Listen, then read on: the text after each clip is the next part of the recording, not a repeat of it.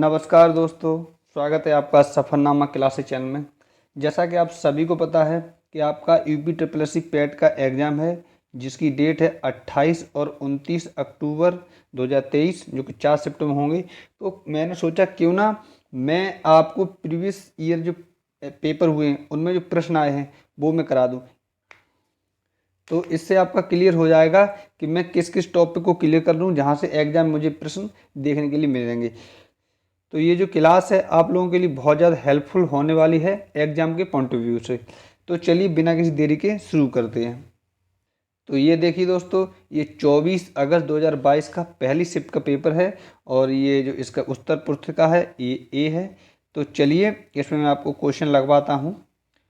पहला प्रश्न है, भारत में शासन करने वाले दिए गए शासकों का सही कालानुसार क्रम है। तो इसका जो राइट आंसर है वो हो जाएगा ऑप्शन नंबर बी। पहले इल्तुतमिश, उसके बाद अलाउद्दीन खिलजी, उसके बाद शेर शाह सूरी और उसके बाद अकबर। चलिए अगला क्वेश्चन देखते हैं। निम्न में कौन से संत शिवाजी के समकालीन थे? तो इसका जो राइट आंसर है वो हो जाएगा तुकाराम, ऑप्शन नंबर ए सही है। अगला प्रश्न है, बंगाल के प्रथम गवर्नर जनरल कौन थे? तो इसका जो राइट आंसर है वो हो जाएगा option number A, Lord Clive. कौन थे? Lord Clive. चलिए अगला क्वेश्चन देखते हैं। चरक संहिता संबंधित है, चरक संहिता जो पुस्तक है ये किससे संबंधित है? तो इसका राइट आंसर हो जाएगा ऑप्शन नंबर बी, चिकित्सा। चिकित्सा से संबंधित है चरक संहिता। चलिए अगला क्वेश्चन देखते हैं। निम्नलिखित में से कौन सा जोड़ा सही नहीं है? 4 युग्म दिए हैं, इनमें से कौन सा सही नहीं है? तो इसका राइट आंसर हो जाएगा ऑप्शन नंबर डी, ये सही नहीं है, बाकी के तीनों सही हैं।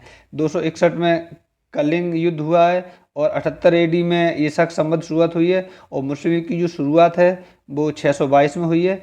और ये जो औरंगजेब की मृत्यु है ये 1709 में ना होके 1707 में हुई है, याद रखिए। चलिए अगला क्वेश्चन देखते हैं।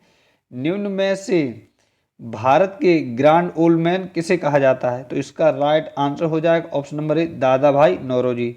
अगला प्रश्न है, सन 1915-16 में किसके नेतृत्व में 2 होम रूल लीग शुरू हुई?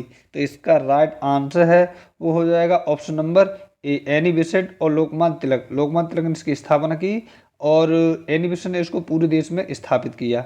अगला प्रश्न है, इसमें आपको सही मिलान करवाया है, तो पहले मैं यहाँ आपको देख के बता दूं, उसके बाद ऑप्शन सही बता दूंगा। तो देखिए, ब्रह्म समाज की स्थापना है वो की थी राजा राम मोहन राय ने, तो ये हो जाएगा ए का 3। और रामकृष्ण मिशन की स्थापना वी का ये हो जाएगा 1।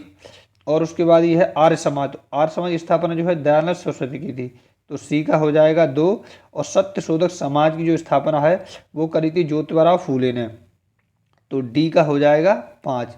तो चलिए किस में सही मिलान ये साबित होगा। तो इसका जो राइट आंसर है क्वेश्चन नंबर 8 का ये हो जाएगा ऑप्शन नंबर ए, ए हो गया सही। अगला प्रश्न है, करो या मरो का नारा किसने दिया? तो इसका राइट आंसर हो जाएगा महात्मा गांधी ने। अगला प्रश्न है, जब सुभाष चंद्र बोस ने भारतीय राष्ट्रीय कांग्रेस के अध्यक्ष पद से इस्तीफा दिया तो इस पद पर प्रस्तावित किसे किया गया? कौन इस पद पर बैठा? तो इसका राइट आंसर हो जाएगा option number C, doctor Rajendra Prasad. चलिए अगला क्वेश्चन देखते हैं। सलालपन बिजली परियोजना किस नदी से स्थित है? तो इसका राइट आंसर है वो हो जाएगा ऑप्शन नंबर सी, चिनाब नदी पर। क्या? चिनाब नदी पर। चलिए अगला क्वेश्चन देखते हैं। संवत विश्व होता है, कब से शुरू होता है संवत जो कैलेंडर है? इसका राइट जो आंसर है वो हो जाएगा ऑप्शन नंबर 21 मार्च से। 20 या 21 मार्च आप याद रखें, 20 मार्च या 21 मार्च से। चलिए अगला क्वेश्चन देखते हैं। काजीरंगा राष्ट्रीय उद्यान स्थित है कहाँ पर है? तो इसका राइट आंसर जो है वो हो जाएगा ऑप्शन नंबर ए, असम। और नामेरी राष्ट्रीय उद्यान भी असम में ही है। चलिए अगला प्रश्न है, निम्नलिखित में कौन सी हिमालयी नदी तंत्र की नदियां हैं? 4 नदियां इनमें से कौन सी हैं? तो इसका राइट आंसर जो है वो हो जाएगा ऑप्शन नंबर बी, गंगा और ब्रह्मपुत्र हैं। चलिए अगला क्वेश्चन देखते हैं। बैंक दर का अर्थ क्या है? Very very important. तो इसका जो राइट आंसर है वो हो जाएगा ऑप्शन नंबर डी, देश के केंद्रीय बैंकों द्वारा ली जाने वाली आधिकारिक ब्याज दर। अगला प्रश्न है, यदि आरबीआई नगद कोषानुपात को घटा दे तो साख सर्जन पर क्या असर पड़ेगा? तो इसका जो राइट आंसर है वो हो जाएगा ऑप्शन नंबर सी, बढ़ जाएगी। चलिए अगला क्वेश्चन देखते हैं। निम्न में से किस प्रकार की अर्थव्यवस्था में संसाधनों पर निजी अधिकार होते हैं और आर्थिक गतिविधियों का मुख्य उद्देश्य लाभ अर्जित करना होता है? तो इसका जो राइट आंसर है वो हो जाएगा ऑप्शन नंबर ए, पूंजीवादी, कैपिटलिस्ट। चलिए अगला क्वेश्चन देखते हैं। 100 रुपये का नोट किसके द्वारा हस्ताक्षरित किया जाता है? तो इसका जो राइट आंसर है वो हो जाएगा ऑप्शन नंबर ए, आरबीआई के गवर्नर। आपको बता दें केवल 1 रुपये का जो नोट होता है उस पर केवल वित्त सचिव के साइन होंगे, बाद बाकी सब पे आरबीआई गवर्नर के साइन होंगे। चलिए अगला क्वेश्चन देखते हैं।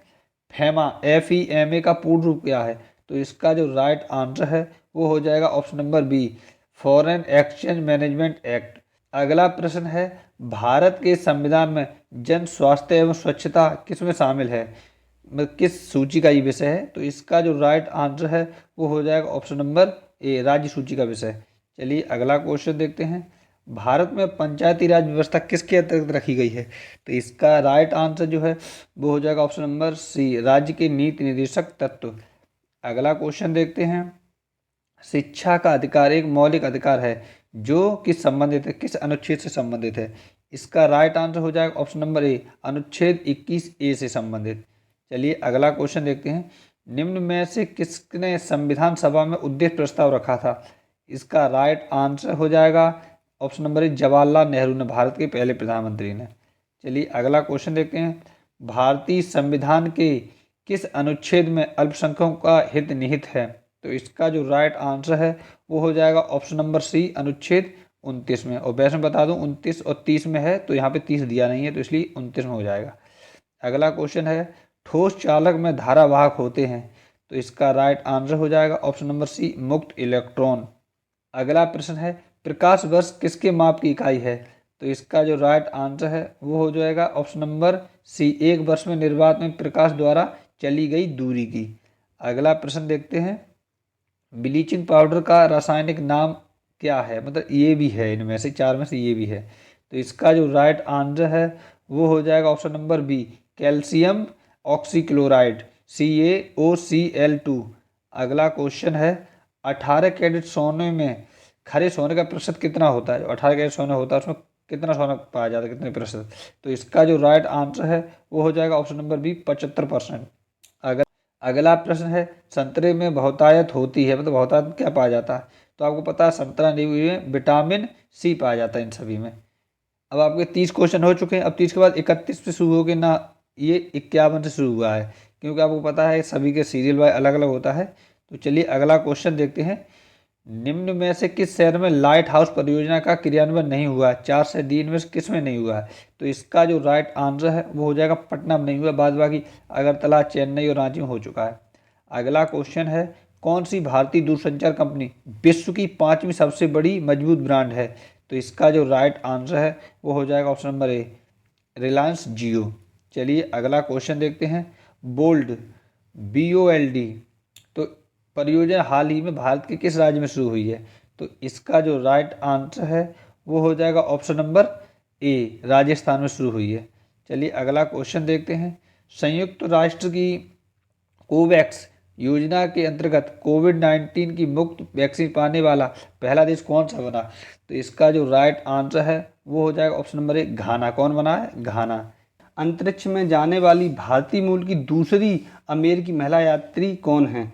तो इसका जो राइट आंसर है वो हो जाएगा ऑप्शन नंबर ए, सिरिसा वंदला। तो सिरिसा वंदला दूसरी है, पहली थी कल्पना चावला। अगला प्रश्न है, उस भारतीय पहलवान का क्या नाम है जिसे हाल ही में डोपिंग के लिए 2 साल का प्रतिबंध लगाया गया है? तो इसका राइट आंसर हो जाएगा ऑप्शन नंबर सी, रविंदरन सिंह। चलिए अगला क्वेश्चन देखते हैं।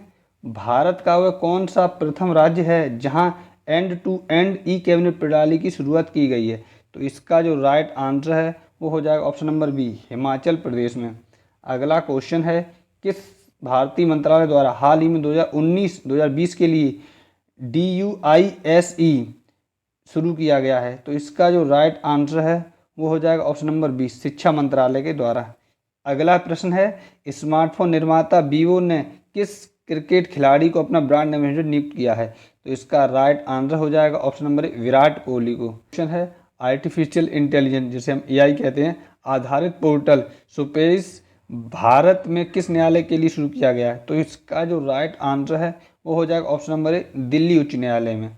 अगला क्वेश्चन देखते हैं, कितने भारतीय राज्य नेपाल की सीमा साझा करते हैं? तो इसका जो राइट आंसर है आप याद रखिए, ऑप्शन नंबर ए सही है, 5 राज्य साझा करते हैं। और इस तरह क्वेश्चन आपके बनेंगे एग्जाम में। आप भारतीय राज्य जैसे नेपाल से पूछ लिया, बांग्लादेश से याद कर लें, आप भूटान से याद कर लें। अगला क्वेश्चन है, निम्न में से कोस्टा रिका की राजधानी कौन सी है? तो इसका जो राइट आंसर है बहुत ही सरल है, साना जोस, क्योंकि आपको ढाका कहाँ की पता होगा, दिल्ली कहाँ की पता है और बीजिंग कहाँ की पता है। तो इससे आप याद कर, कुछ क्वेश्चन ऐसे भी आते हैं। चलिए अगला क्वेश्चन देखते हैं, केंद्र शासित प्रदेश लक्षद्वीप की आधिकारिक भाषा निम्न में से क्या है? तो इसका जो राइट आंसर है वो हो जाएगा ऑप्शन नंबर बी, मलयालम और इंग्लिश। इंग्लिश इसमें दी नहीं है। अगला क्वेश्चन देखते हैं, भारत के संविधान के अनुसार लोकसभा के सदस्यों की अतिरिक्त संख्या क्या है? तो इसका जो राइट आंसर है वो हो जाएगा ऑप्शन नंबर सी, 550।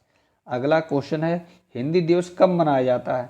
तो इसका जो राइट आंसर है वो हो जाएगा सितंबर 14 सितंबर को हम मनाते हैं हिंदी दिवस। चलिए अगला क्वेश्चन देखते हैं, निम्न में से कौन सा देश सार्क का सदस्य नहीं है? तो इसका जो राइट आंसर है वो हो जाएगा ये, म्यांमार नहीं है, बाद बाकी नेपाल, अफगानिस्तान और बांग्लादेश है। अब जैसे क्वेश्चन ये आ सकता है कि सार्क का न्यूनतम सदस्य कौन सा बना सबसे नया? तो ये अफगानिस्तान सबसे नया सदस्य बना है। चलिए अगला क्वेश्चन देखते हैं। क्वेश्चन है, निम्न में से किस स्थान पर अजंता एलोरा की गुफाएं हैं? तो इसका जो राइट आंसर है वो हो जाएगा औरंगाबाद। औरंगाबाद जो महाराष्ट्र में स्थित है। अगला क्वेश्चन है, ओणम किस भारतीय राज्य या केंद्र शासित प्रदेश का सांस्कृतिक उत्सव है? तो इसका राइट आंसर हो जाएगा ऑप्शन नंबर बी, केरल का। चलिए अगला क्वेश्चन देखते हैं, निम्नलिखित में से कौन सा ग्रह सूर्य के सबसे नज़दीक है? तो इसका जो राइट आंसर है वो हो जाएगा ऑप्शन नंबर डी, बुध। कौन है? बुध। चलिए अगला क्वेश्चन देखते हैं, नोबेल पुरस्कार प्राप्त करने वाले प्रथम एशियाई कौन है? एशियाई व्यक्ति कौन है? तो इसका जो राइट आंसर है वो हो जाएगा option number C, Rabindra Tagore. कौन? रविंद्रनाथ टैगोर। इन्हें 1912 में मिला था। उसके बाद सीवी रमन को 1930 में मिला था। इन्हें भौतिकी के क्षेत्र में मिला था और इनको मिला था साहित्य के क्षेत्र में, गीतांजलि के लिए।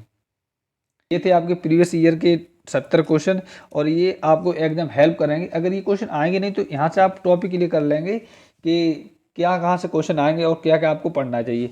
और एग्जाम में बहुत कम समय बचा है तो आप लगातार मेहनत करते रहिए। चलिए मिलते हैं नेक्स्ट क्लास में, तब तक आप अपना और अपनी फैमिली का ख्याल रखें। धन्यवाद दोस्तों।